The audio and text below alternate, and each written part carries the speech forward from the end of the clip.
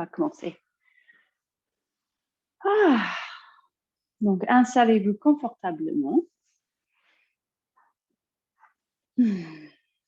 Donc, ce soir, j'ai prévu de vous proposer une plus petite séance, et après, avec un petit temps de partage où je vais parler un petit peu du solstice d'hiver et ce que ça peut signifier, mais pas très, très long ce soir. Je vais rester un peu plus court.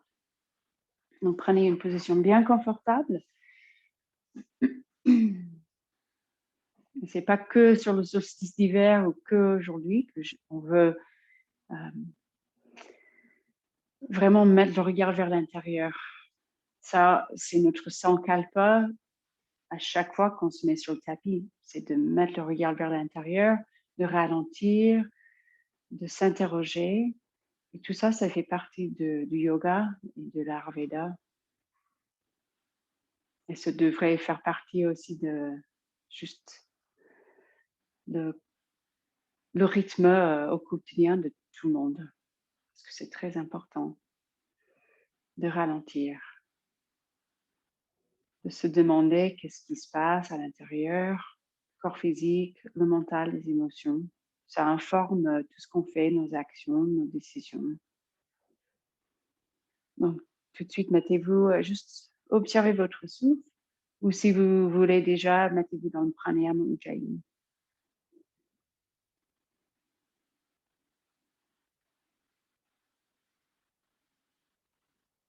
Fermez les yeux, sentez votre siège, les fesses peut-être en appui sur un coussin ou le sol. Et commencez à relâcher, lâcher prise un petit peu. Ça fait partie de ce processus de bien arriver, de bien installer pour un véritable chez soi. Il faut qu'on se relâche, il faut qu'on relâche un peu les tensions habituelles. Donc, déhaussez les épaules, relaxez le visage, détendez-vous les yeux.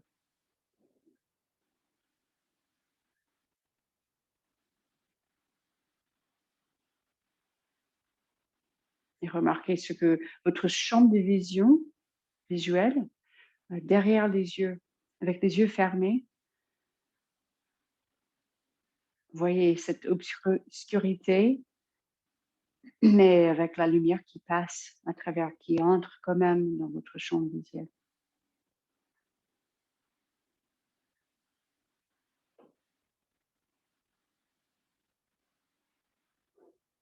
Remarquez l'état de votre corps physique, le système nerveux.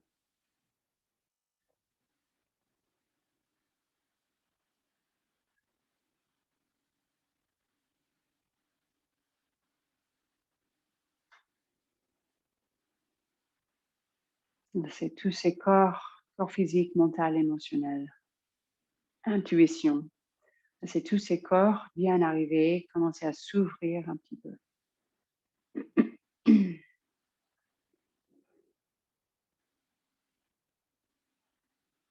Et chaque fois que je me mets devant vous pour une séance, même en visuel, comme ici, c'est mon plus grande intention, mon plus grand souhait que vous commencez à suivre justement vos intuitions, commencez à suivre les sensations que vous sentez dans votre corps, que ça vous dirige dans vos mouvements et dans votre pratique. Et qu'un jour, vous serez motivé.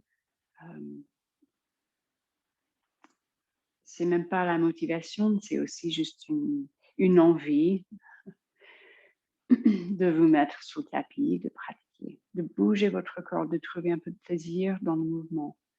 Parce que c'est les asanas, c'est cette pratique qui nous prépare pour la méditation et pour ce concept de s'interrogation. Il y a des mots en sanskrit qui parlent de ce concept de réflexion, pour mettre le regard vers l'intérieur. La svadhyaya.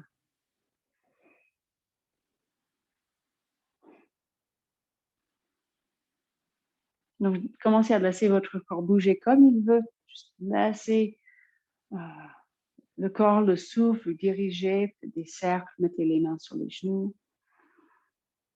Mais je vous encourage ce soir vraiment surtout en visio, on n'est pas tous ensemble dans une salle, donc vous pouvez vraiment vous laisser aller, euh, surtout si vous n'avez pas la vidéo. Je sais que vous êtes là, mais je ne vous vois pas. Donc essayez ça devient plus d'une pratique de yoga, ça devienne une expérience. Vous commencez à bouger, suivez vos envies, étirez-vous, commencez à vous ouvrir.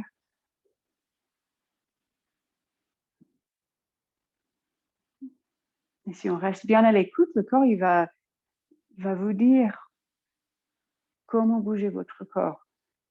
Des étirements latérales ou en extension. Remarquez la sensation avec l'inspire et l'expire. Restez bien attentif à ce que ça donne, chaque inspire et chaque expire. Peut-être ce soir, envie de vous mettre vers l'avant avec la tête qui s'incline vers le cœur.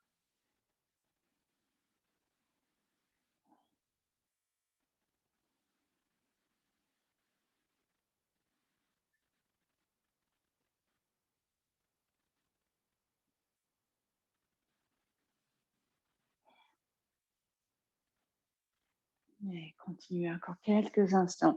Remarquez à quel point vous êtes déjà dans votre corps, que vous sentez que vous êtes bien assis dans votre propre corps physique, un petit peu moins dans le mental. Les bras dégarés, l'asana pour ouvrir bien derrière, entre les omoplates, la porte arrière du cœur.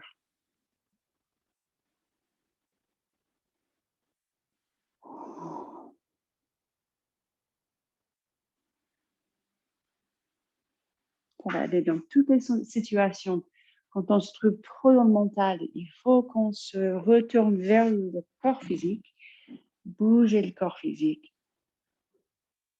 relâcher les tensions dans le mental et dans le corps physique. Donc, dès que vous voulez, mettez-vous à quatre pattes et continuez à ouvrir avec votre souffle. Chaque inspire, chaque expire, lié avec un mouvement.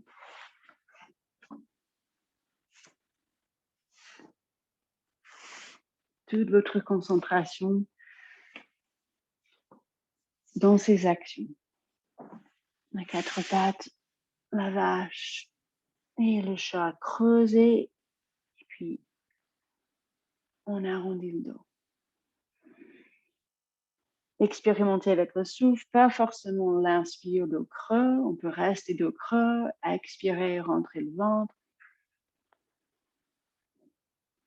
Bouger à droite et à gauche, les épaules qui bougent.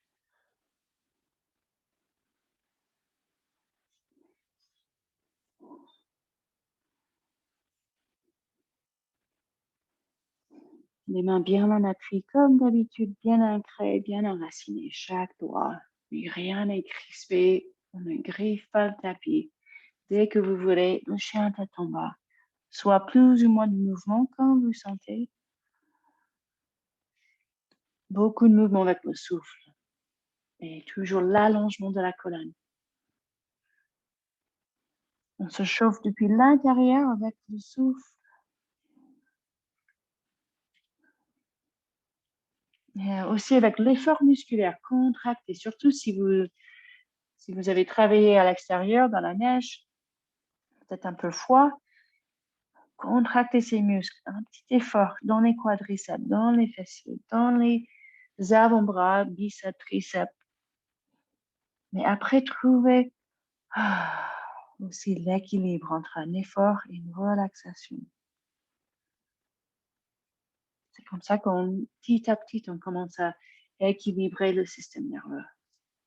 Et avancez jusqu'à la planche. Pareil, sentez la chaleur Allongez-vous la colonne, tirez le sommet du crâne vers l'avant. Les jambes pas forcément tendues, je préfère même plier un petit peu les genoux. Laissez les fesses tirer un petit peu vers le ciel. Avancez le sommet du crâne.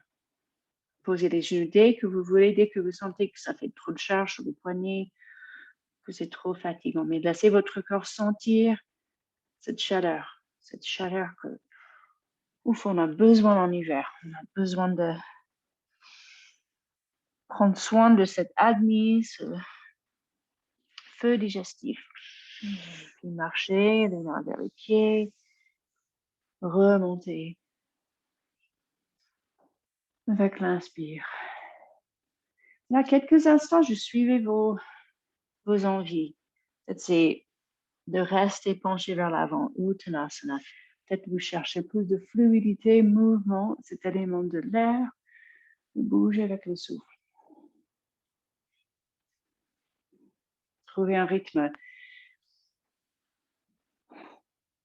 J'imagine que on sent peut-être ce changement de rythme avec le changement de la saison. Peut-être surtout en station avec le ski. Dès qu'on se sent un petit peu déséquilibré, c'est le rythme, il faut qu'on recherche un peu de rythme. Et ça peut se trouver dans le mouvement. Donc, juste bouger.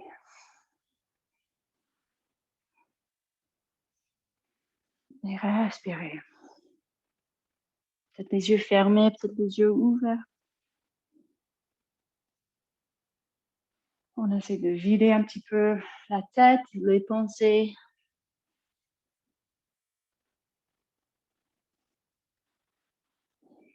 Juste continuer à bouger fluidement.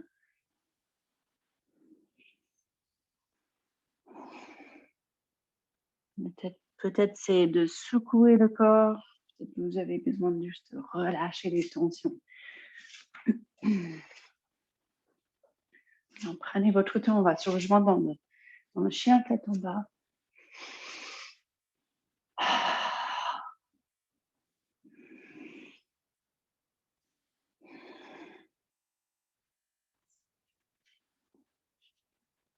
Le chien tête en bas, cette fois, ressentez ou sentez reconnaissance de votre stabilité. C'est 4 points d'appui. Fermez les yeux. Écoutez le souffle. À nouveau, regardez, remarquez juste l'obscurité avec les yeux fermés, mais avec un peu de lumière qui traverse, qui arrive aux yeux. Et on pose les genoux. Et pareil, fluidement, un peu la vague, descendez la poitrine et remontez. Ça peut être tout petit, avec les bras qui plient juste à peine. Vous descendez plus, soyez bien dans les poignets, les coudes. Écartez les mains un peu plus si vous sentez juste qu'il n'y a pas assez d'espace. Peut-être les 5e doigts qui touchent le bord du tapis. Laissez votre souffle vous diriger, vous guider.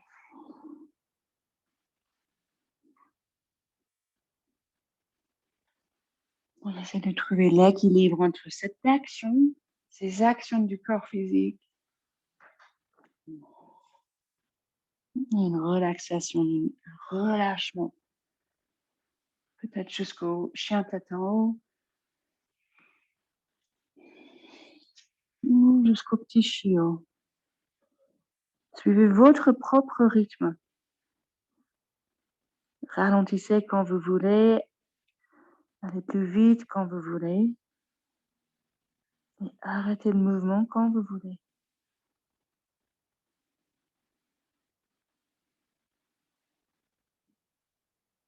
Remarquez ce rythme en continu avec le souffle.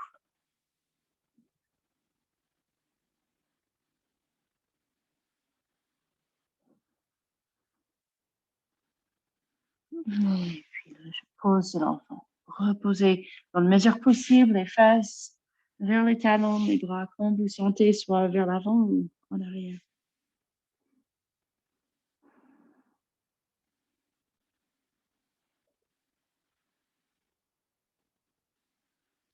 Fermez les yeux, restez dans cette obscurité. Relaxez les yeux. Relâchez vos efforts. Et en confiance que vous pouvez écouter votre corps, que vous pouvez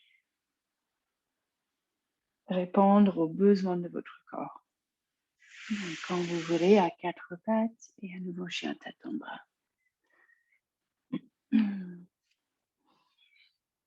Et quand vous sentez, si vous voulez sauter un petit peu, chercher à créer un peu plus de chaleur, allez-y plusieurs fois, sautez.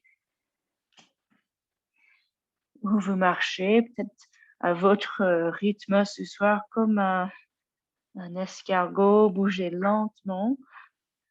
Chacun son rythme, chacun son ton.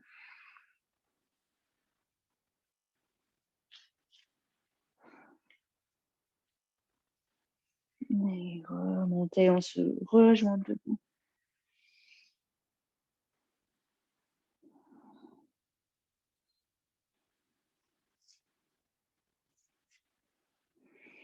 Des grands cercles. Ou juste écoutez votre corps. Si on va se préparer pour un peu d'enchaînement, un peu de vinyasa, remarquez ce que vous avez besoin. Si c'est les épaules qui ne sont pas assez chauffées, si c'est des poignets.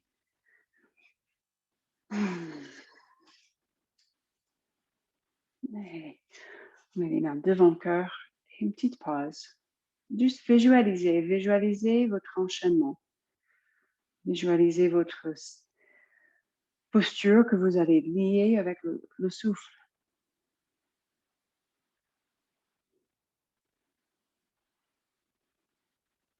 Peut-être c'est la planche Chaturanga Dandasana ou à quatre pattes.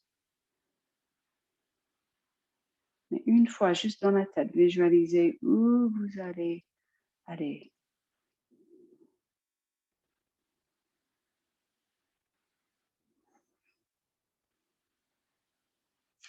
Et puis, on expire et on commence. Et je vous guide, mais vous adaptez votre vinyasa pour votre corps. On peut expirer, pencher vers l'avant, peut-être la jambe droite en arrière. Même une fente, écoutez votre corps, peut-être c'est fente croissante que vous cherchez. C'est le corps qui veut peut-être plier la jambe ou un autre placement de pied. Donc vous allez à votre rythme. Avec le souffle. Peut-être l'inspire cobra ou chien tête en haut. Peut-être c'est une autre variante bien adaptée pour votre corps. On essaie de faire pareil sur l'autre côté. Mais on peut se perdre. On se permet de se perdre parfois dans l'enchaînement, dans la vie, dans la journée.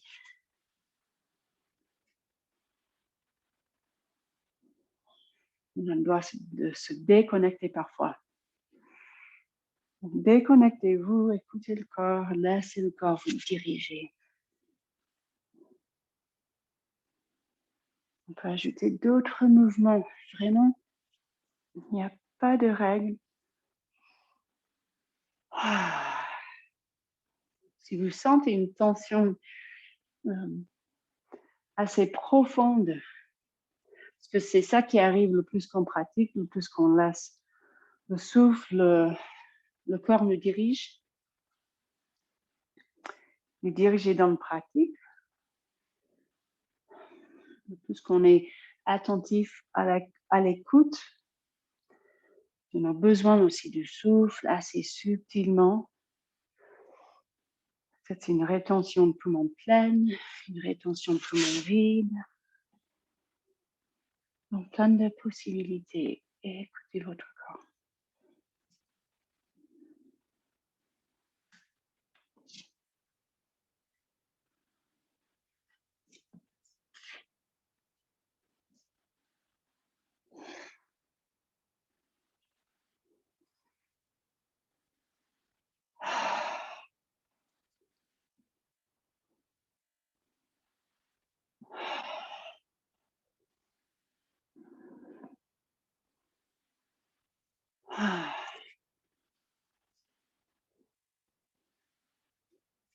Mais peut-être vous adapter à chaque fois, peut-être vous changer à chaque fois notre petit enchaînement.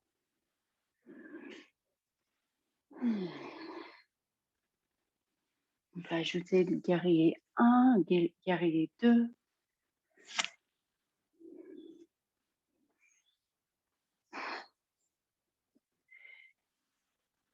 Si j'écoute, si je suis vraiment mon rythme de mon corps, c'est de plus en plus les positions de Bowspring. Mais vous faites quand vous sentez. C'est une grande utilité des vinyasas, des salutations de soleil, qu'on peut se perdre dans le souffle et répéter des mouvements à chaque fois. Et après, on peut le faire sans penser. Et aussi sans souffrir, donc on s'adapte pour que ça soit bien agréable. Faites une petite pause de temps en temps.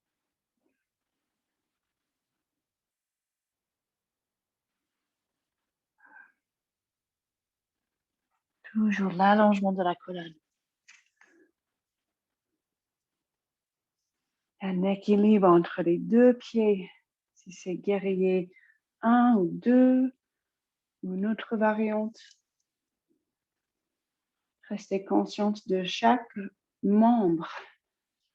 Les deux bras, les deux jambes.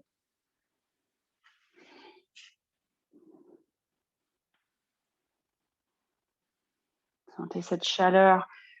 Peut-être c'est subtil, mais à chaque fois qu'on étire les muscles, qu'on s'étire tous ces tissus,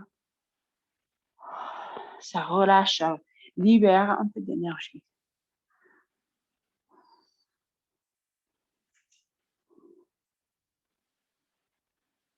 Continuez, enchaînez-vous. Si vous avez la tendance d'être bien dans le mental, de bien penser aux choses, beaucoup de souffle. Écoutez votre souffle. Peut-être même aller plus rapidement. Pour sortir un petit peu cette énergie mentale, pour faire descendre cette énergie mentale jusqu'au cœur, jusqu'au ventre.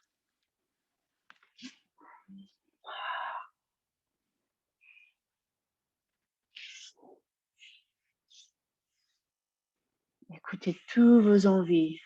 Continuez encore quelques instants et après on va se rejoindre dans le pause de l'enfant.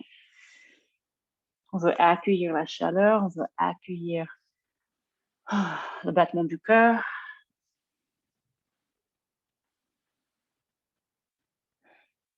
Surtout, on veut recevoir le souffle comme ce cadeau qu'il est.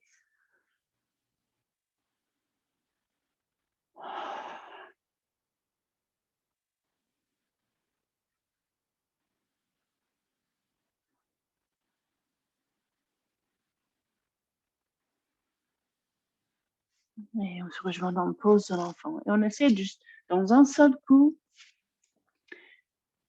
de comprendre que tout va bien. On a déjà tout ce qu'il nous faut.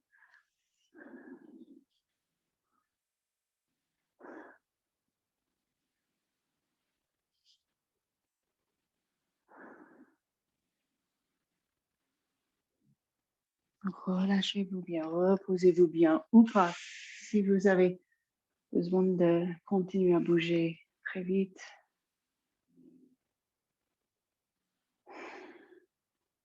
Continuez à relâcher le mental.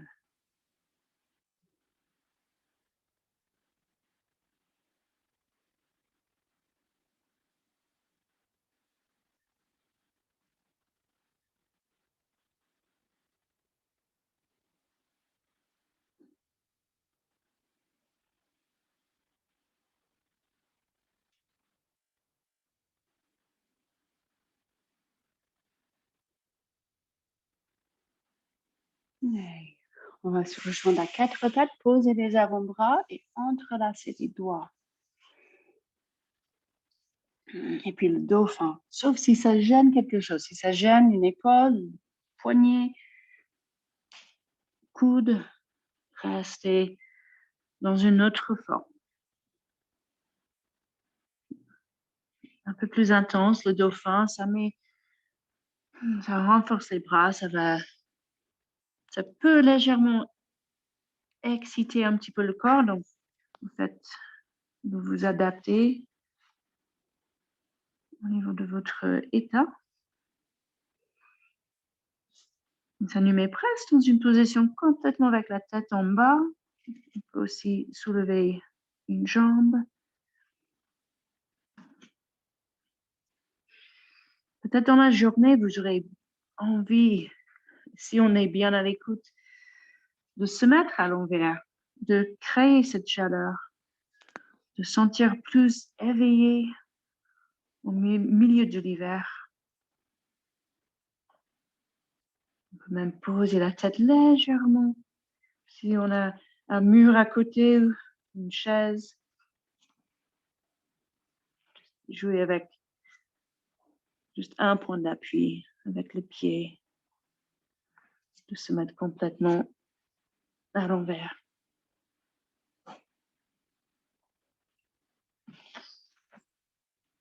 Et reposez-vous dès que vous voulez. On cherche il y a un mot dans le sanskrit, santosha, qui veut dire juste le contentement. On n'a pas besoin de toujours chercher la suite, chercher quelque chose. Bien situé en soi, bien à l'écoute, attentif, mais sans jugement. Reconnectez-vous avec le souffle, peut-être pose de l'enfant ou plus à vertical.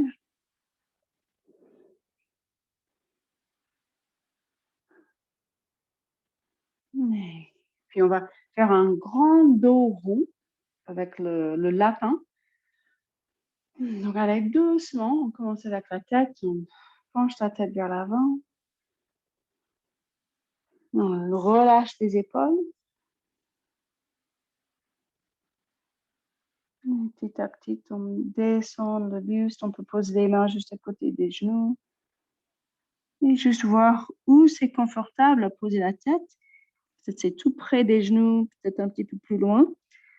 On voit ce gros dos rond. Donc ça nous informe de l'état du dos, les muscles du dos où on est un petit peu tendu. La position classique, on prend les talons, on tire les bras tendus pour étirer aussi entre les omoplates, sous le haut du dos, les épaules, le rotateur.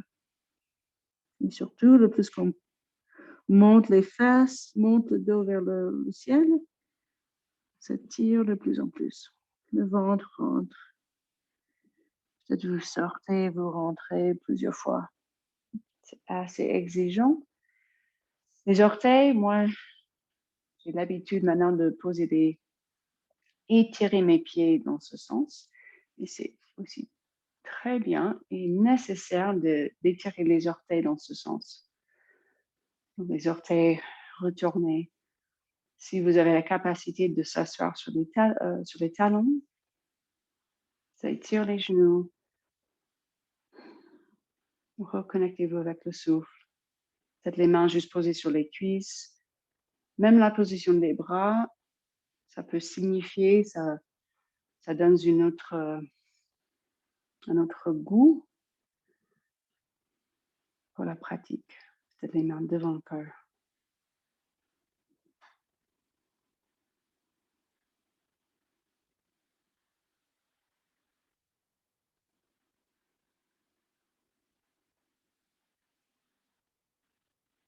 Et refaites, si ça vous fait du bien, refaites le lapin, on descend le menton.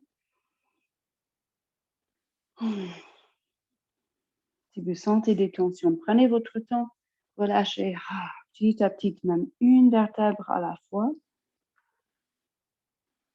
Le ventre commence à contracter, soutenir le dos rond.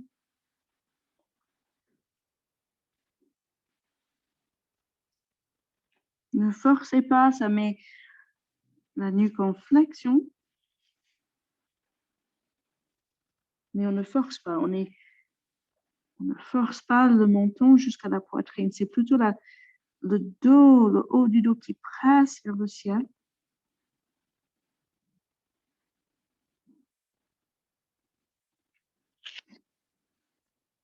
Peut-être vous tirez les mains sur les talons. Juste sentez ce que ça donne, juste en général, le goût de cette position bien rentrée vers l'intérieur. On s'incline vers le cœur.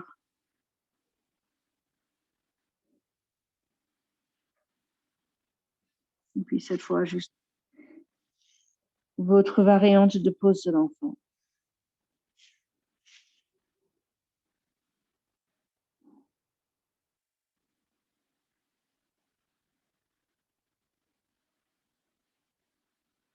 On se permet de faire un peu comme la nature, parfois, juste de relâcher.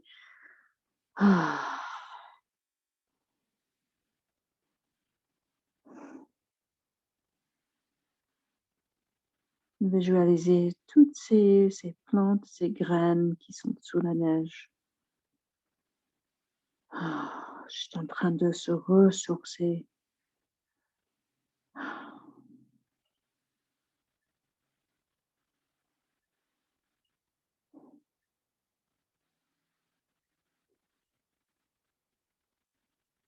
Et puis on se remet à quatre pattes. Prenez votre temps.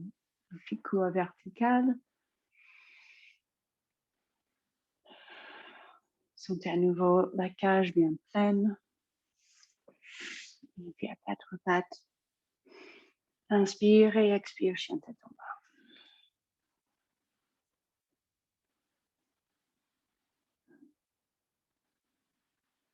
Et cette fois, on va inspirer, monter la jambe gauche. Et puis avancer le pied. Posez le talon droit. Donc, par Konasana, on peut, si vous avez la souplesse, garder la main gauche au sol, ou vous touchez le pied, ou si vous préférez poser le coude sur la cuisse. Et le bras droit qui tire vers l'avant. Sentez cet espace. Peut-être même un peu de rotation de la cage qui tourne vers le ciel, vers le plafond. On peut mettre la main derrière la tête, pousser la tête dans les doigts.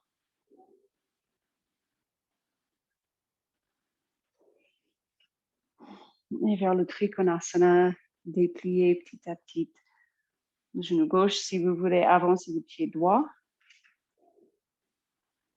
pour une distance plus petite entre les pieds, pour le Trikonasana, peut-être le genou gauche reste fléchissé, c'est pas grave. Peut-être on avance vers une chaise pour avoir plus de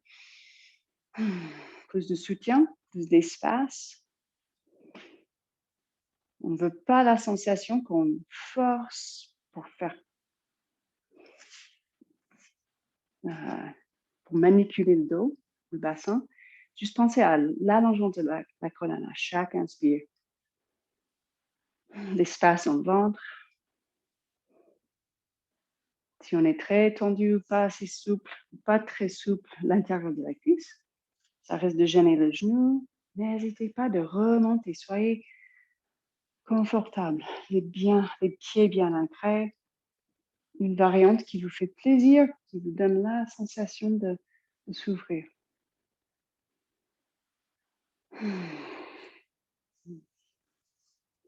La sensation de s'ouvrir, aussi de de relâcher tout ce qui ne nous sert pas dans vos pensées, dans vos émotions.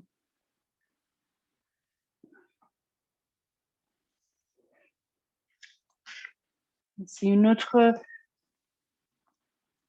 posture vous appelle, allez-y, souvent d'ici, je descends l'épaule gauche, j'essaie d'attraper les mains derrière le dos. Ou peut-être tout de suite, vous vous reposez dans le pose de l'enfant ou debout, suivez vos envies. Si on essaie d'attraper, on avance le pied droit, on essaie de descendre l'épaule gauche. Je contracte les fesses, je soulève les fesses vers le ciel et j'attrape les mains derrière. Et soyez bien où vous êtes. Si vous essayez cette posture, parfait. Sinon, c'est bien aussi. Si vous continuez, on met les pieds plus parallèles et peut-être on pousse avec le pied droit et on peut décoller le pied gauche. Respirez. C'est cette inspiration qui remplit tous les parois des poumons, qui nous donne la légèreté, une sensation que nous aussi on est léger, on peut monter vers le ciel. On n'est pas lourd, on veut combattre un petit peu quand même en hiver cette énergie qui est parfois un peu lourde. On veut cultiver l'élément de l'espace et de l'air avec ce mouvement. Souvent, j'attrape juste le genou après et je soulève le bras, le pied. Si j'ai un mur juste à côté, c'est toujours bien. Donc, suivez votre corps. Et toujours l'intention de relâcher, de se faire plaisir, de lâcher des tensions. Souvent, on ne sait même pas, on ne se rend même pas compte qu'on a ces tensions. Relâchez-vous. Peut-être vous êtes dans le pose de l'enfant. Prenez votre temps, on va se rejoindre dans le chien tête en bas.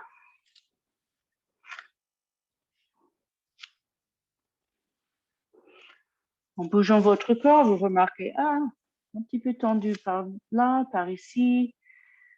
Peut-être un petit coup, juste tapez votre corps.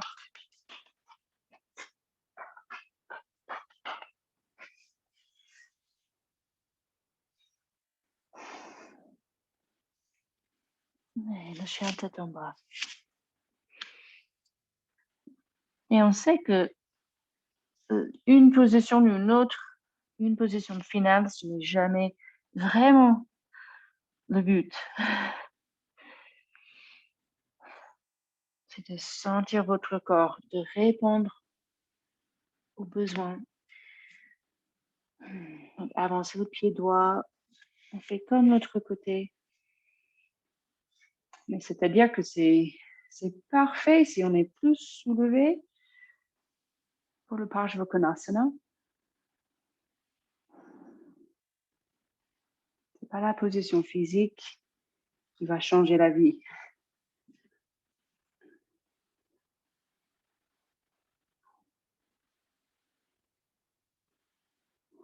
Donc, adaptez la position pour vous faire plaisir, la distance entre les pieds. Bien sûr, pas de douleur si ça gêne le genou ou le doigt.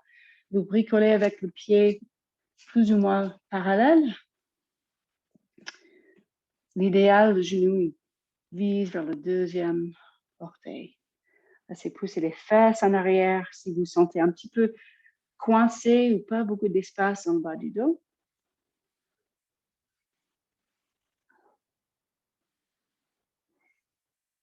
Et Trikonasana, on peut rapprocher les pieds un petit peu. Mettez-vous à côté d'une chaise, une table.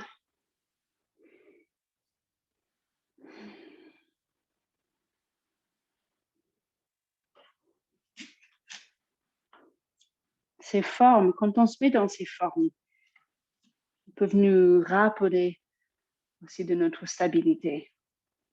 Ici, les 2 pieds bien en appui. N'oubliez pas, on n'oublie pas ce qu'on ne voit pas. Si on regarde vers le ciel, on est toujours conscient du pied gauche, du pied droit.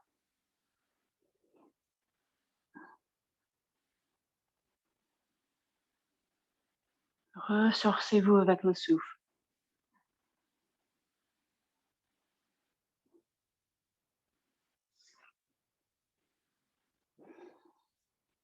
Et suivez tout de suite vos désirs, vos envies, vos besoins. Si vous essayez sur ce côté d'attraper les mains derrière le dos, avancez le pied un petit peu plus, je trouve que c'est beaucoup plus facile.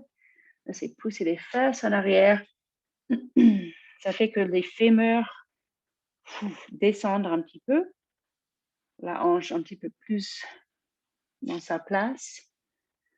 Contractez les quadriceps, même les ischios, juste un effort bien partagé. Et remarquez le souffle. On continue à souffler, à respirer tranquillement. On ne force pas. Si on arrive à décoller le pied droit, dès qu'on décolle le pied, conscient de ce pied, il est ancré dans l'espace, comme il pousse contre l'espace. Le sommet du crâne pousse vers le ciel dans l'espace. Donc, allongez-vous la colonne, même ici. Peut-être vous relâchez tout de suite. Vous êtes ici, la main sur le genou. C'est les mains qui entrelacées derrière la cuisse. Commencez à voir toute cette progression, toutes ces possibilités. Il n'y a pas une question de le faire ou pas le faire, c'est une question de trouver la position qui est peut-être vers votre limite pour vous aider à avancer. Pas forcément avancer dans la pratique physique, mais avancer dans la confiance.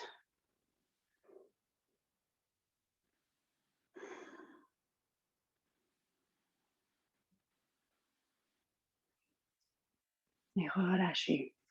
Terminez à votre rythme. Remarquez le battement du cœur, reconnectez avec le souffle. Déhaussez les épaules. Remarquez si vous laissez monter cette tension qui peut être même parfois imperceptible, sauf quand on ralentit. Donc, chaque fois qu'on se met sur le tapis, c'est l'entraînement pour pratiquer cette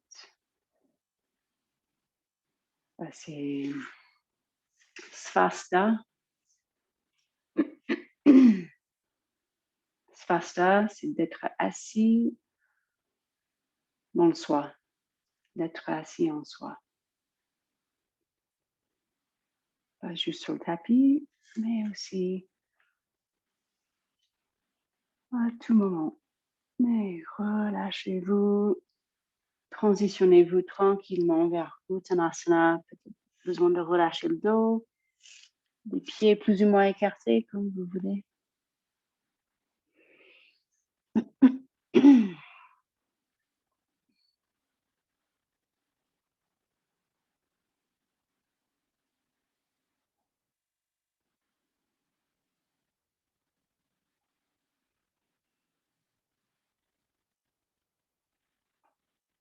Et puis on pose les mains, on va se mettre sur le dos, transitionner, bien conscient de vos mouvements.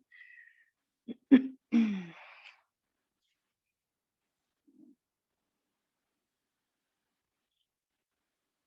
peut faire le chat tordu avant de se mettre sur le dos.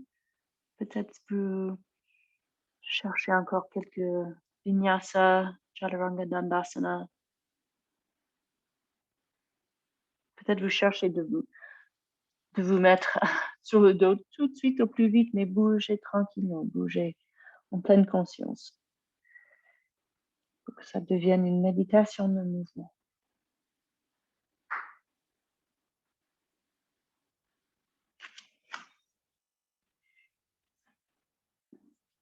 On se met sur le dos.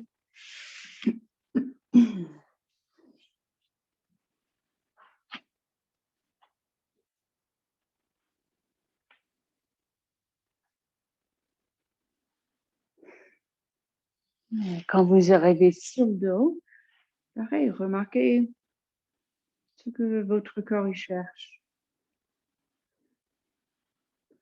De masser le bas du dos, de plaquer le bas du dos au sol, cette Apanasana.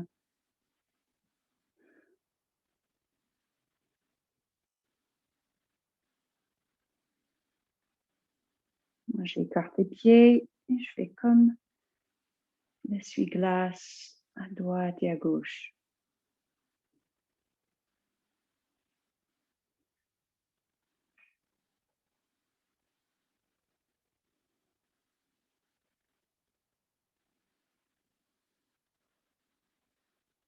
Le conscient du souffle, la narine gauche, la narine droite, ce passage d'air. Et puis avec les pieds, le largeur du tapis, on laisse descendre les jambes pliées à gauche. Laissez descendre les jambes avec la gravité le plus possible. Vous pouvez étirer le côté externe de cette jambe droite, les quadriceps, jusqu'au psoas, dans la hanche droite. Ça peut être l'occasion de masser un petit peu, remarquer les pattes de votre hanche droite. Peut-être c'est le bas du ventre, un petit peu avec des petits nœuds, un petit peu verrouillés. Et pour ouvrir même plus, montez le bras droit en arrière. Mais soyez bien dans le bas du dos. C'est ça que j'aime, bas du dos. D'abord, juste essayer d'allonger la colonne. Et peut-être il faut changer un petit peu la position des jambes. Une torsion un peu plus ouverte si ce n'est pas confortable. On peut ramener les genoux, être plus en flexion dans les hanches. Donc, écoutez votre corps. Vous cherchez la position qui vous donne, qui répond à vos besoins.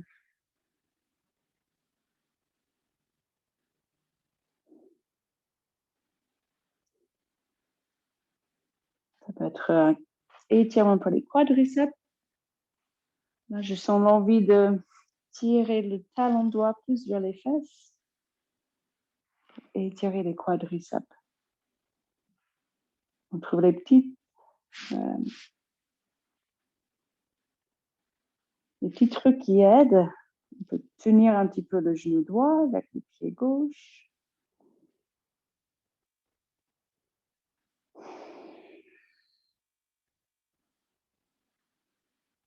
Et dès que vous voulez, remettez les genoux à vertical, les pieds le largeur du tapis. Et juste prenez un petit instant, remarquez ce que ça donne.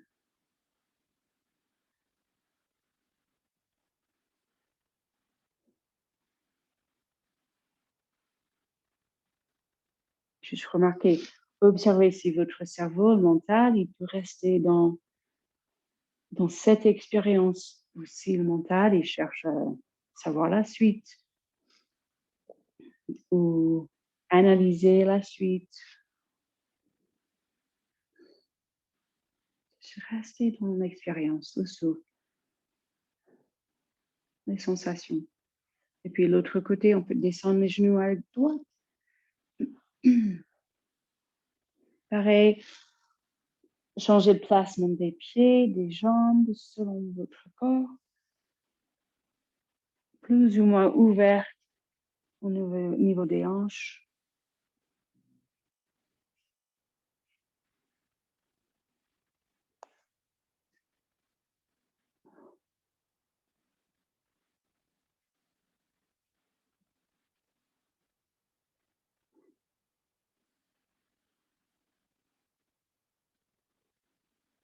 Et comme l'autre côté, juste prenez votre temps, respirez bien.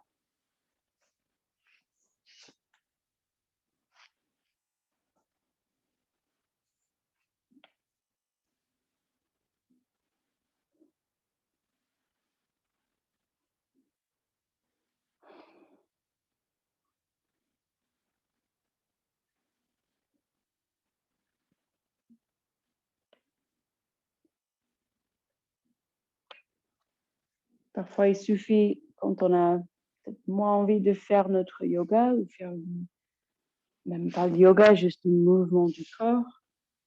Parfois, il suffit juste de dérouler le tapis, d'allonger sur le tapis, de respirer et juste commencer à bouger.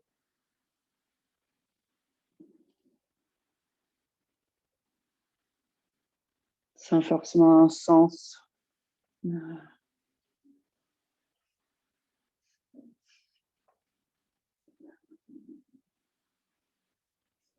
Dès que vous voulez relâcher, remettez-vous dans une position neutre, soit les jambes pliées, les jambes allongées. Remarquez ce que ça donne.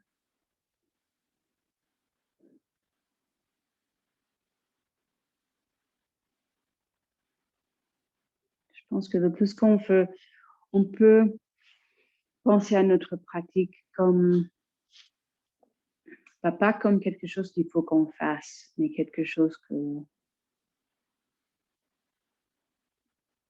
nous nourrit dans le moment.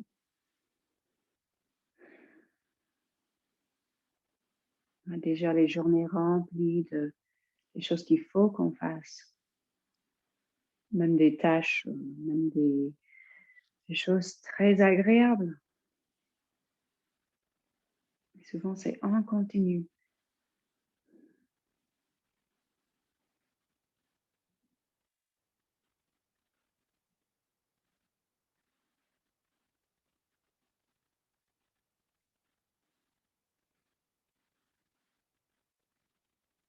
Trouvez-vous dans une position bien nourrissante dans ce moment présent.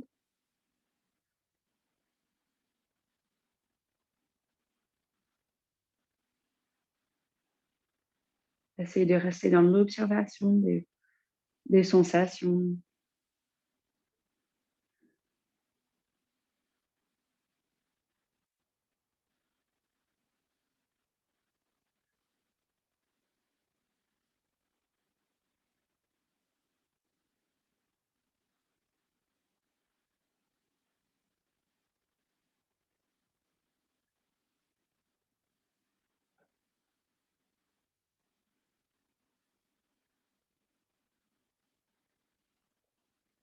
Consciente de ce que ça donne quand on se permet de relâcher, de lâcher prise. Quand on se donne complètement à une position, une situation,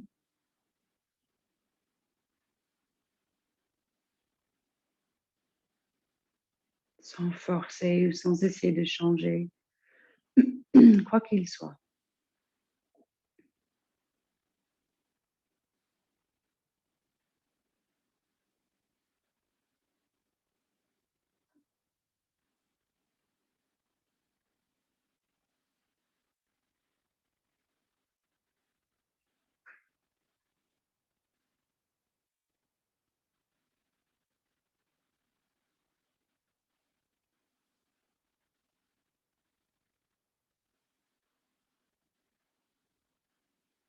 Dès que vous vous trouvez ailleurs, des pensées qui vous amènent ailleurs,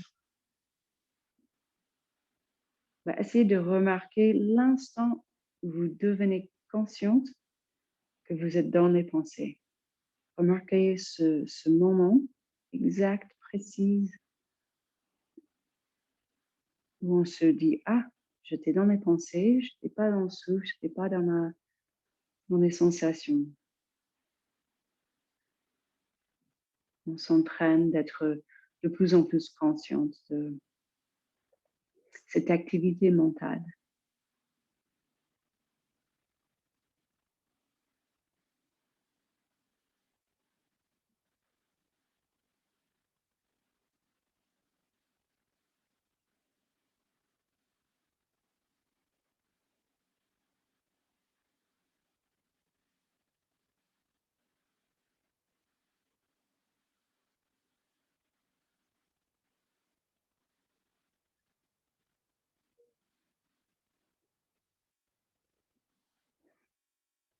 Remarquez les tensions qui restent peut-être dans un pied ou dans la plante des pieds.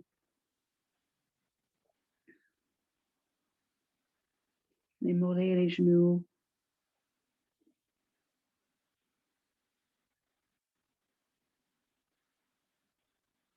Juste observez les sensations. Même quand c'est une sensation peut-être désagréable, si vous sentez le dos de contracter un petit peu raide, ou observez les sensations.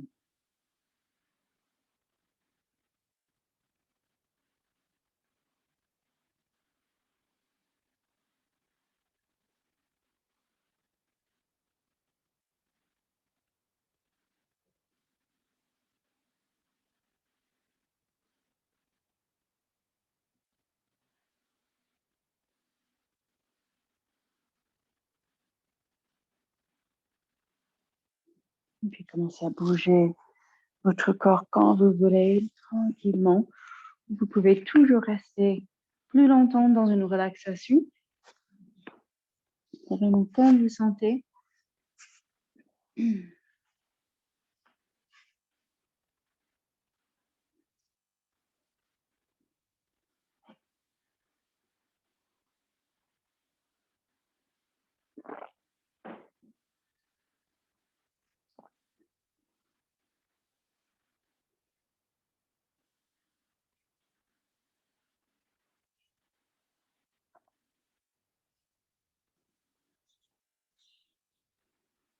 Comme d'habitude, on a fait une bonne pratique. C'était 1 heure. Si vous avez le temps de rester encore une petite demi-heure, je vais changer la vidéo et je vais partager l'écran, partager quelques idées avec vous. Si vous ne pouvez pas rester, si vous avez soit une grande envie de vous coucher tout de suite, ou si vous avez quelque chose qu'il faut que vous fassiez, n'hésitez pas, je vous enverrai le replay. Donc, prenez votre temps. Si vous voulez rester, prenez un petit instant, pouvez un petit coup. Et comme j'avais dit dans mon mail, prenez un petit stylo, un petit papier si vous voulez.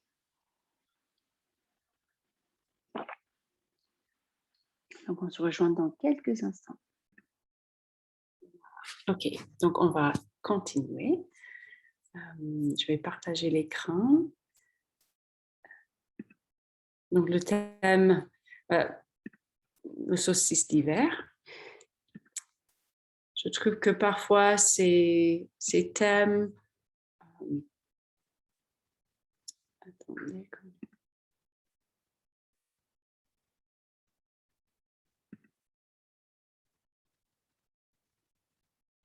Ah, c'est ça. Voilà. Ok. Ouais, donc pourquoi on dit le moment de l'année pour définir vos objectifs et tout ça? Pourquoi c'est quoi le symbolisme de le solstice d'hiver et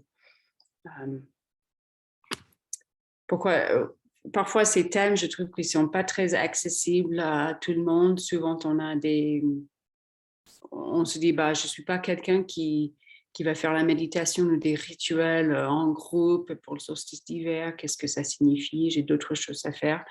Mais de plus en plus, quand je parle de plus en plus des rythmes, des saisons, le rythme de ma journée, le rythme de la vie qui est hyper important, le plus que je dis, c'est quand même assez important de prendre conscience de ces moments assez symboliques dans l'année.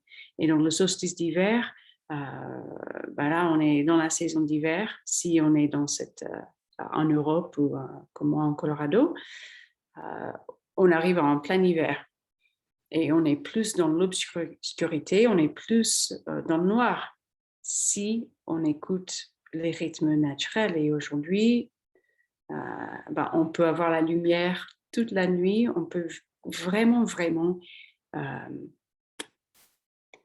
oublier qu'à la base, les êtres humains, on a ce rythme où on dort la nuit, il faut la lumière au bon moment de la journée et tout.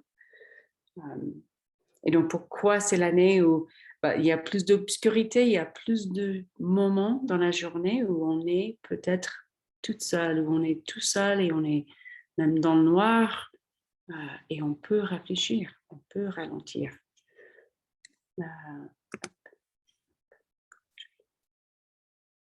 Donc, j'ai parlé de ce mot svasta dans la séance, dans la pratique. Svasta, c'est vraiment le mot qui signifie la santé en sanskrit. Donc, sanskrit, c'est le langage du yoga et Ayurveda, c'est ce système ancien de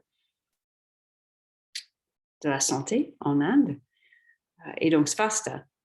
Et ça se traduit en fait comme situé dans le soi. Et donc, ça veut dire que la santé, ça dépend vraiment de notre capacité d'être situé en soi, assise dans votre potentialité et dans l'accumulation des réalisations du passé. Donc, on est dans le moment présent et on a cette capacité d'être consciente du passé et l'avenir. Et c'est-à-dire qu'on prend le temps de réfléchir, de ralentir. Et moi, j'aime bien toujours commencer ce point de départ où le lien entre toutes ces pratiques anciennes, yoga, ayurveda, et la science moderne. Et dans la science moderne, on parle de métacognition, à la conscience et compréhension de ses propres processus de pensée. Et ça devrait commencer déjà à l'âge entre 12 ans et 15 ans, qu'on devrait développer cette capacité d'être, les penser sur soi-même. On est consciente de ce processus de pensée, connaissance de son propre cognition. Et j'aime bien qu'il y a ce lien entre le yoga et Ayurveda et cette psychologie, cette science moderne, que dans les deux, il y a, c'est nécessaire qu'il y a cette réflexion, qu'on s'interroge, que ça nous informe pour la suite. Donc la nature, avec son rythme, soutient la transformation pour voir la lumière qui jaillit de l'obscurité. Donc quand on parle de le symbolisme de solstice d'hiver, on parle de ce qui peut arriver, la lumière qui se manifeste après l'obscurité. Nous devons être en rythme avec les saisons, avec la nature, afin d'accéder, étudier notre savoir intérieur. Donc, quand on parle c'est la saison où on peut tirer de notre intuition, c'est ça, on a le temps, on prend le temps d'accéder, d'étudier ce savoir intérieur.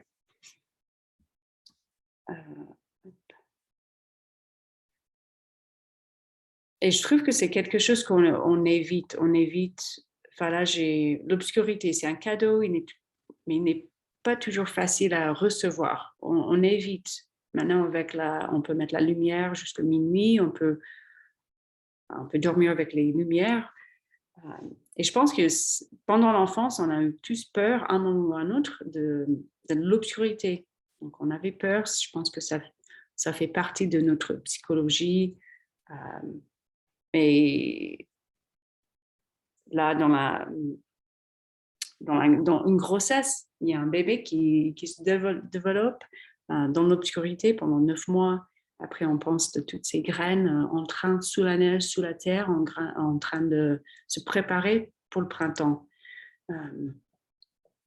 Mais c'est pas facile et on évite, et de plus en plus, c'est facile à éviter.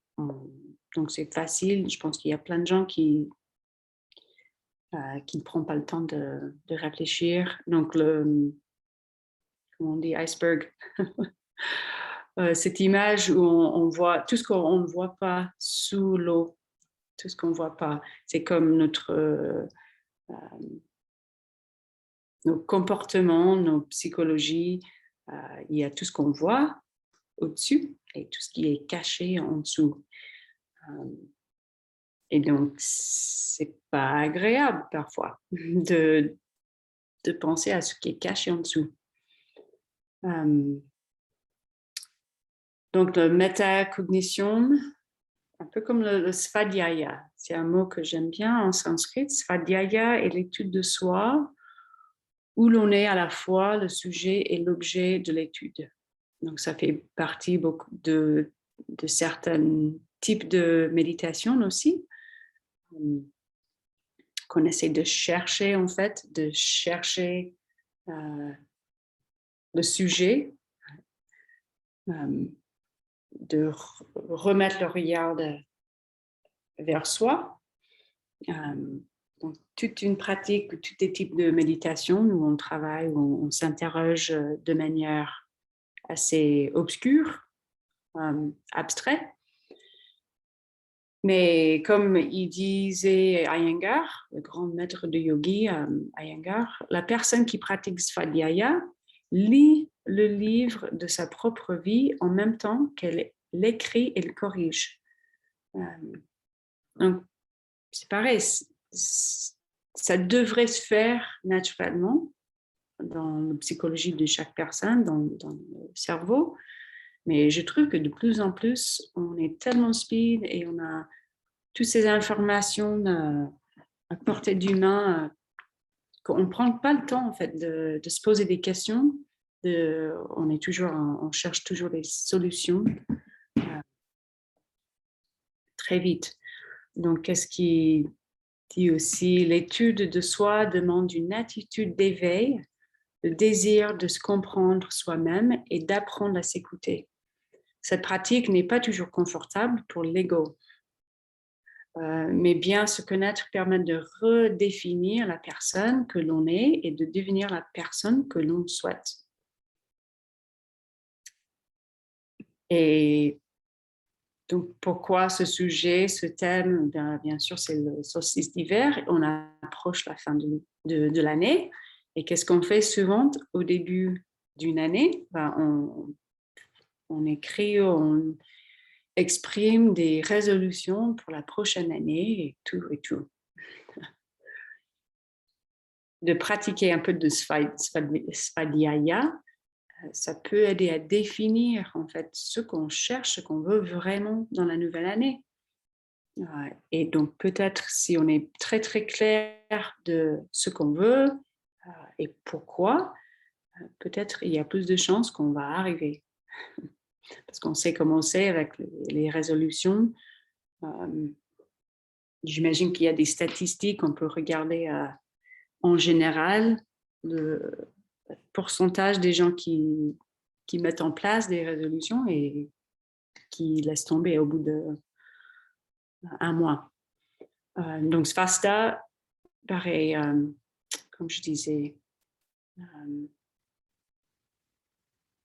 c'est vraiment être assis dans votre potentialité et assis dans l'accumulation des réalisations du passé.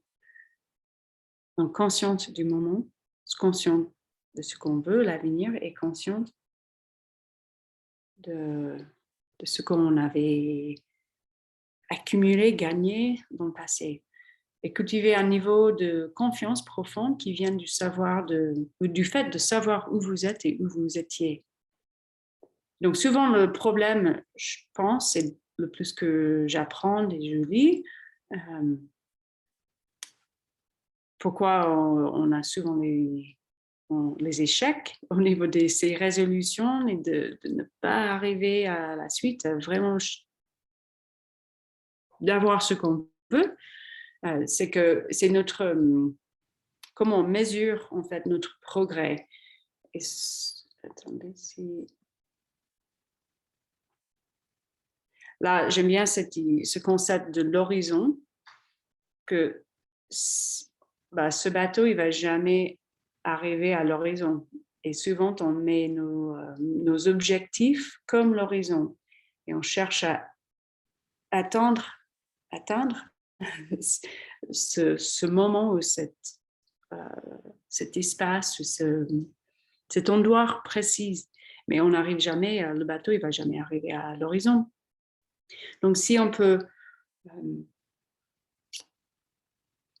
bien rêver et définir nos désirs et ce qu'on veut dans l'avenir, comme l'idéal, comme l'horizon, mais en sachant qu'on n'arrivera pas, mais on va mesurer notre progrès depuis où on est en ce moment présent, pas de où on était l'année dernière, ou il y a 5 ans. Donc, souvent, on a des problèmes parce qu'on mesure où on veut y aller, et souvent, c'est même pas possible. Et donc, on est toujours dans la frustration, on est toujours dans l'échec, parce qu'on n'arrivera jamais. Donc, il vaut mieux mesurer de où on était dans le passé, mais toujours avoir des objectifs réalistiques, mais vers l'horizon.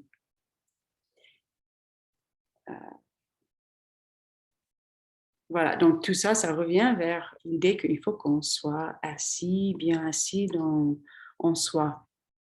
Donc, je voulais faire un petit exercice.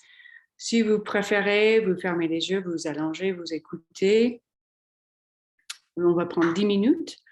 Mais si vous voulez écrire, prenez votre papier, votre stylo ou votre téléphone, ou peu importe. Et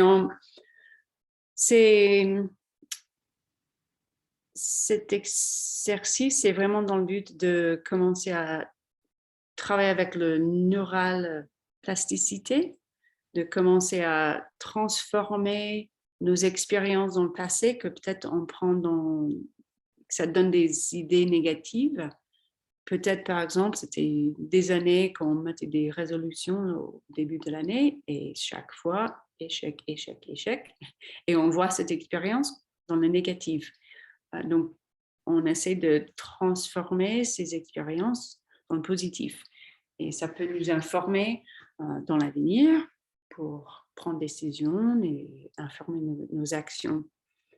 Donc, cet exercice, c'est vraiment...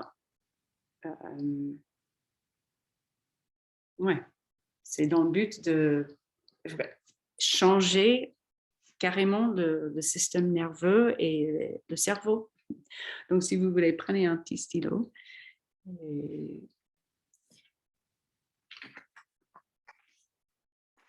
juste mettez en tête, pensez à une expérience et pensez pas trop. Si quelque chose vient dans l'esprit, utilisez cette expérience, peu importe. L'autre jour, je le faisais et dans l'instant, l'expérience négative, c'était une mauvaise nuit. Je ne dormais pas bien et c'était l'expérience négative. Et dans le passé, j'avais un peu de l'insomnie, donc j'ai un goût très négatif sur ces expériences. Mais peu importe, ça peut être quelque chose très grand qui s'est passé dans la vie ou très petit, peu importe. Donc, juste prenez une expérience, mais que vous avez un goût négatif quand vous pensez à cette expérience. Et juste écrivez cette expérience. Après, on se demande qu'est-ce qui a fonctionné dans cette expérience. Même si à l'instant, au premier regard, vous dites, c'était négatif, il n'y avait rien d'utile, rien qui a fonctionné. Réfléchissez. Qu'est-ce qui a fonctionné dans cette expérience?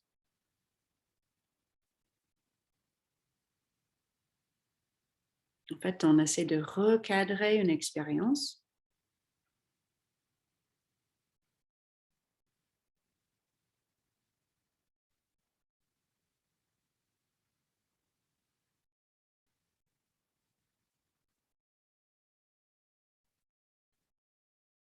Juste prendre conscience sur reconnaître, chercher pour ce qui a fonctionné.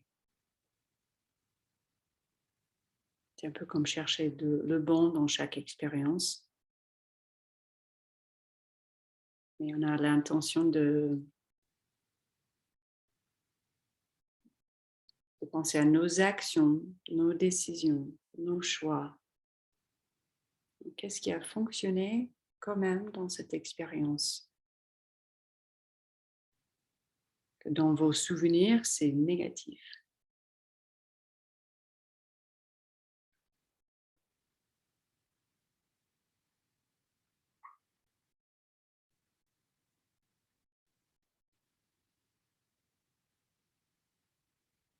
Et puis, on se pose la question, quelle utilité pouvez-vous tirer de cette expérience? Donc, reconnaître qu'il y a quand même une utilité dans cette expérience. Ce n'était pas pour rien. On avait quand même appris quelque chose avec cette expérience.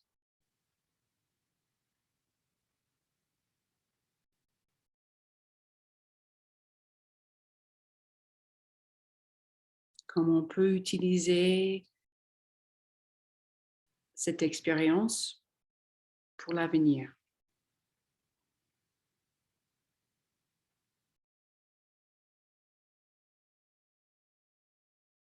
Et d'un côté, c'est des leçons classiques. Et comme je disais, je pense qu'aujourd'hui, on n'y réfléchit pas trop.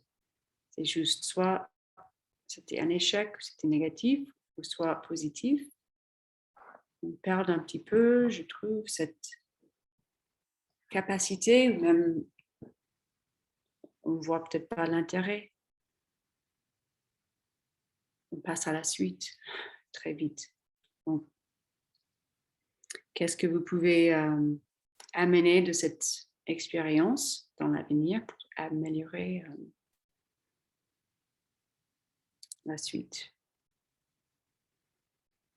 Et que pouvez-vous apprendre de cette expérience sur ce que vous ne voulez pas? Donc, si c'est une expérience colorée un petit peu dans le négatif, il y aura sûrement quelque chose qu'on a appris qui va nous aider à ne pas répéter. Ça nous informe de ce qu'on ne veut pas. Donc, qu'est-ce que vous mettez en question dans cette expérience?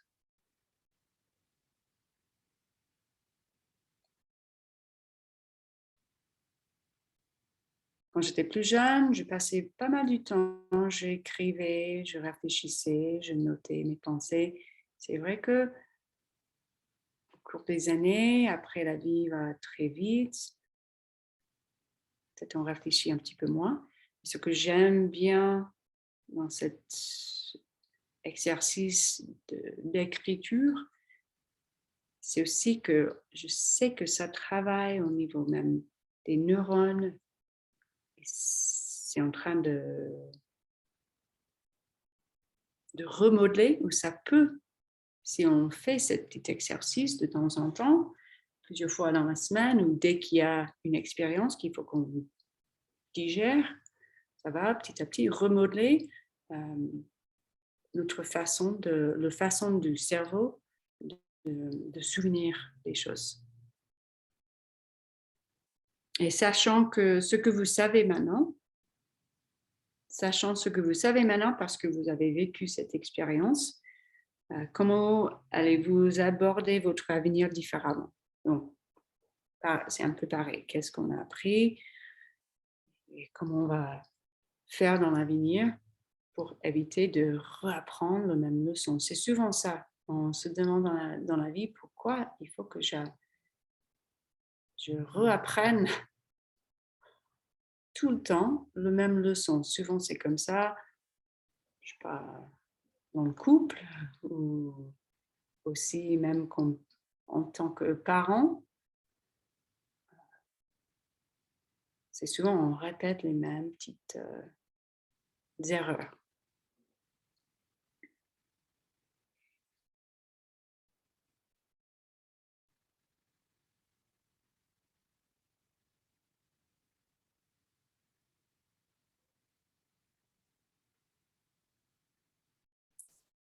Et est-ce qu'il y a quelque chose dans l'expérience où on peut cultiver la gratitude le mois dernier, je parlais de... On sait maintenant que c'est hyper important. Nos pensées, si c'est des pensées positives, on peut percevoir moins de douleurs, dans les douleurs chroniques ou les douleurs même émotionnelles. Il y a de plus en plus de recherches très fortes qui montrent ces liens ou ce processus de plasticité du cerveau, que nous, on est vraiment, on a un peu de contrôle sur nos expériences, de notre perception, de comment on percevoir les expériences.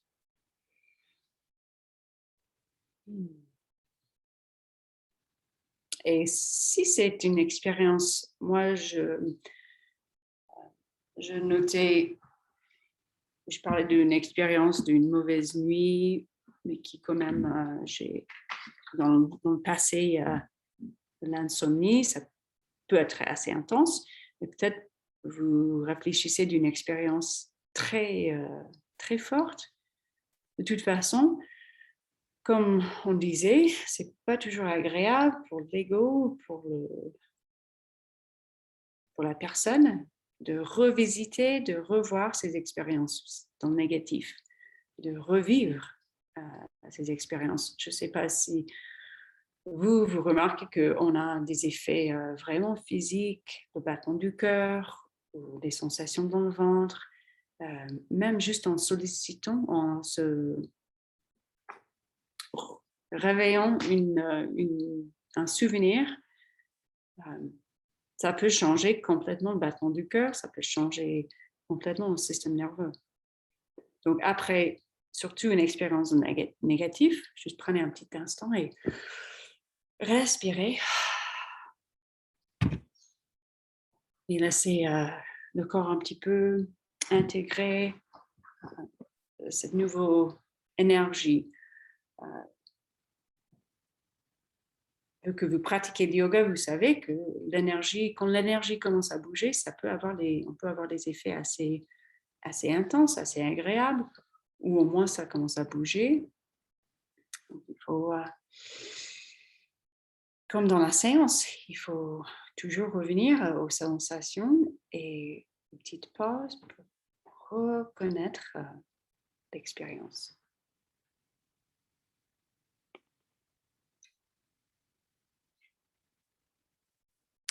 Et on va prendre le temps de aussi faire dans le positif. Et ça nous a pris, je ne sais pas, 5 minutes, je n'ai pas regardé, peut-être un peu plus. Mais cette fois, mettez-vous, pensez à une expérience que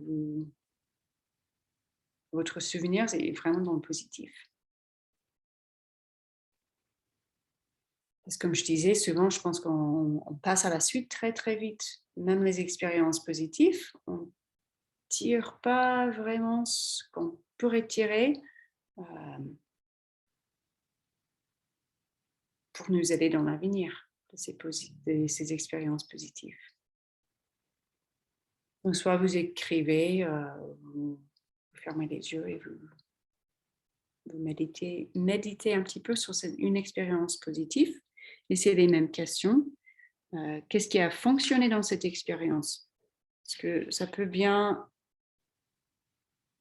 Peut-être il y avait une année où vous avez bien réussi vos objectifs de santé, peut-être plus d'étirement, plus de perte du poids ou plus d'énergie. Et on veut tirer le positif, voir ce qui a fonctionné, ce qui a bien marché, parce qu'on doit le remettre en place si ça a bien fonctionné. Donc, qu'est-ce qui a bien fonctionné dans cette expérience positive? Et comment vous allez utiliser cette expérience pour peut-être prendre une autre décision dans la suite. Et puis, quelle utilité est-ce que vous tirez quelle utilité pouvez-vous tirer de cette expérience? C'est plus facile, c'est dans le positif.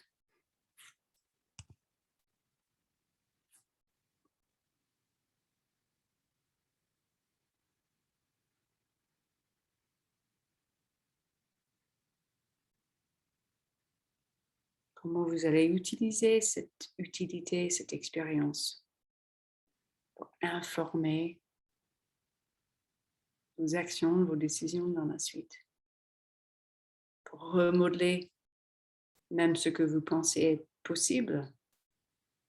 On répète souvent, je ne suis pas quelqu'un qui fait ci, fait ça. On a tous au moins quelques pensées comme ça, en répétition, qu'on répète, qu'on dit au monde sans réfléchir, sans penser. Peut-être plutôt dans le positif. Je suis quelqu'un qui, et on commence à en visualiser notre personne dans l'avenir. Donc, si vous avez quelque chose que vous voulez mettre en place le 1er janvier pour l'année 2022, il faut commencer à visualiser. Je suis quelqu'un qui va faire ci ou faire ça. Sinon, on ne va jamais arriver, on ne va jamais changer. Et peu importe, je suis quelqu'un qui boit du thé vert aussi au même temps que le café. Ou je suis quelqu'un qui boit des tisanes toute la journée, qui boit moins d'alcool. Peu importe, je suis quelqu'un qui bouge mon corps tous les jours. Je suis quelqu'un qui dort bien et qui dort au moins 7-8 heures par nuit. Je suis quelqu'un qui fait 5 minutes de yoga tous les jours. Oui, donc une expérience positive, qu'est-ce qu'on peut tirer de cette expérience pour l'avenir, ce qu'on ne veut pas. Donc, toutes ces mêmes questions, sachant ce que vous savez maintenant parce que vous avez vécu cette expérience positive, comment allez-vous aborder votre avenir différemment?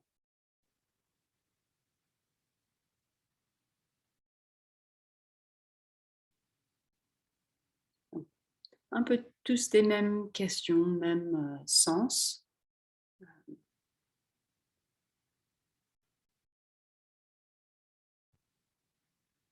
Et on travaille notre patience, concentration. Même moi, je prends pas le temps souvent de faire des petites réflexions comme ça.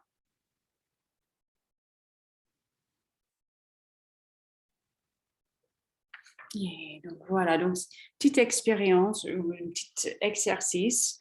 Pourquoi pas répéter cette expérience dans la semaine qui vient, dès qu'il y a quelque chose que vous remarquez que vous allez prendre ça dans le négatif. Et le plus qu'on est consciente de cette façon de comme le cerveau, il est toujours en train d'analyser et de créer des souvenirs, on commence à remarquer dans le moment instant que je peux peut-être changer le souvenir que mon cerveau il va avoir de cette expérience. Et donc là, je voulais juste terminer avec, après là, on peut commencer à faire le bilan de 2021. Pourquoi faire des résolutions pour 2022 si on ne prend pas le temps de regarder qu'est-ce qui a marché en 2021, qu'est-ce qui n'a pas marché, qu'est-ce qu'on veut vraiment changer ou manifester. Gardons en tête que l'horizon, on peut toujours faire nos objectifs très haut, mais en sachant qu'on ne va jamais arriver à l'horizon. Mais il y a ce concept de l'écart et le gain. C'est plus facile en anglais, The Gap and the Gain. C'est un livre, il y a 2 auteurs qui travaillent ensemble et ils sont tous dans le... comment on mesure notre progrès et comment on mesure notre progrès de façon qu'on est moins dans la frustration. Et c'est comme je disais tout à l'heure, Si on mesure notre progrès contre l'horizon, on sera toujours loin de l'horizon. Mais si on commence de mesurer, voilà, aujourd'hui, ce moment présent, si je fais des tout petits changements, peut-être c'est juste ce soir, je vais me coucher 5 minutes plus tôt pour me réveiller 5 minutes plus tôt demain. Et donc déjà demain, je vais mesurer mon progrès de hier. Je ne vais pas mesurer si mon objectif, c'est de me coucher 1 heure plus tôt pour me réveiller 1 heure plus tôt, pour en profiter de l'obscurité de l'hiver, de ce moment où on se repose un peu plus. Si d'ici jusque demain, j'essaie de me coucher 1 heure plus tôt, je vais probablement ne pas réussir. Et après, je peux prendre ça comme une expérience négative, comme un échec. Donc, si je fais juste des petits changements tous les jours et je mesure depuis le passé, je vais voir le progrès. Et donc, comme ça, je reste dans une manière de penser qui reste dans le positif, qui ne reste pas dans le trou. Donc, voilà, c'est un peu mes idées de... vous me connaissez, le solstice d'hiver. Ouais, mon intention, ce n'était pas de vous guider dans une rituel, même pas très, très spirituel. Pour moi, dans la vie quotidienne, je cherche des petites améliorations, des petits changements qui incluent aussi la façon dont je pense et la façon dont j'analyse. Et surtout, on est au milieu, j'espère pas au milieu, mais dans un pandémie. Ça va bientôt faire 2 ans. Et donc quand même, c'est pas toujours facile de rester dans le positif. Donc voilà, je trouve ça très utile. Et aussi, bien sûr, toutes ces choses que on est très consciente qu'on est dans une culture que c'est speed, et surtout en hiver, surtout pour vous en station qui travaillent avec la saison d'hiver, les touristes, les activités. C'est pas facile à respecter ce rythme naturel, ce rythme de l'univers. Que si c'est l'hiver, on essaie de fêter un petit peu plus cette obscurité. Voilà, donc j'espère que je vous ai donné quelques petits outils. Pour moi, c'est ça, les petits outils, parce que je vois le yoga comme ça, c'est un outil, et je ne veux pas que ça soit quelque chose qu'il faut que je fasse, mais je vois l'utilité. Depuis maintenant 20 ans, plus, je vois l'utilité. Et donc, c'est pour ça que c'est vraiment mon plus grande intention, Brigitte, que vous mettez en place, même pas mettez en place, mais vous trouvez le plaisir dans ces pratiques, yoga ou autre, méditation, ou tai chi, ou qigong, peu importe, whatever. Voilà, donc j'arrive à la fin. Là, c'est les 10 habitudes que moi, c'est mon cadre un petit peu. Là, c'est une autre conférence, mais un peu où moi, j'essaie de faire de rester dans les pensées positives et les gains, plutôt que ah là là, j'ai pas fait ci, j'ai pas fait ça, je suis loin de où je veux être. Voilà. Donc,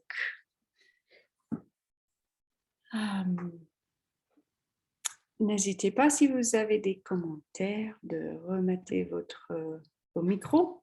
Sinon, je vous souhaite une très bonne soirée, les filles. Et n'hésitez pas de me contacter si vous voulez, ou si vous connaissez quelqu'un qui a besoin même de travailler de ce côté des pensées positives, de faire des petits changements, qui ont besoin de bouger un petit peu tous pour améliorer la santé. Sinon, les filles, je vous souhaite une très bonne soirée. Merci Kate. Bonne Et soirée. bonne soirée, bonne nuit. Ouais. Merci beaucoup.